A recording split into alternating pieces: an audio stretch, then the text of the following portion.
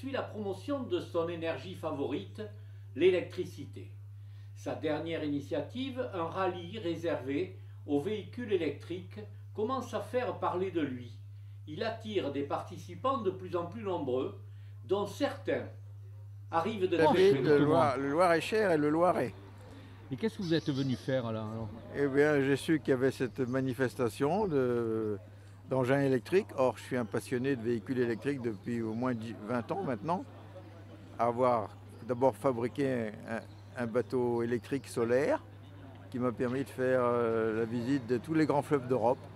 Et notamment le plus long, j'ai fait le Danube depuis l'Allemagne jusqu'en mer Noire. 3800 km. C'était vraiment un très beau voyage.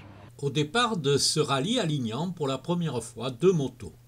L'un des propriétaires affiche clairement son choix électrique avec un décor sans ambiguïté. Sans rentrer trop dans l'écologie au premier abord, c'est vraiment pour montrer que la moto, ça existe en électrique. Il n'y a pas que de la thermique, parce qu'on voit beaucoup de gyroroues, de voitures, de trottinettes. Mais encore, la moto électrique, ça reste quelque chose d'assez rare et dans la tête de certaines personnes, ils ne savent même pas que ça existe en fait.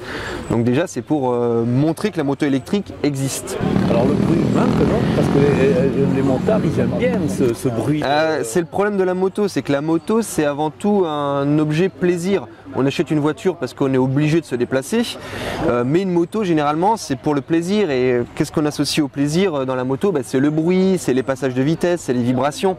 Donc là c'est vrai qu'on a zéro bruit, mais pour autant moi c'est ce qui m'a fait adhérer en fait à la moto électrique, c'est qu'il n'y a pas de bruit, c'est qu'on n'a pas de tout ce qui est pour moi des inconvénients en fait, la mécanique, tout ça, je suis pas très fan.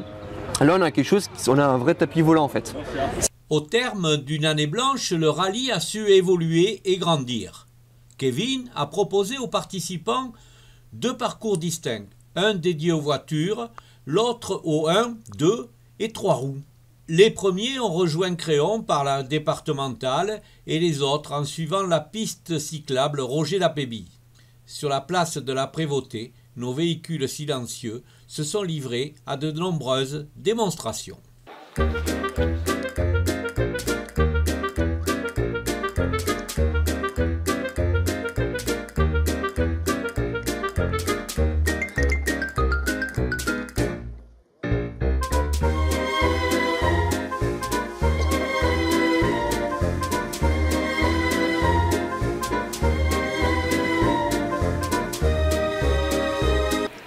Un bilan sans ambiguïté pour Kevin. Le rallye 2020 est une réussite. On avait prévu 60 véhicules, mais 43, c'est pas mal du tout.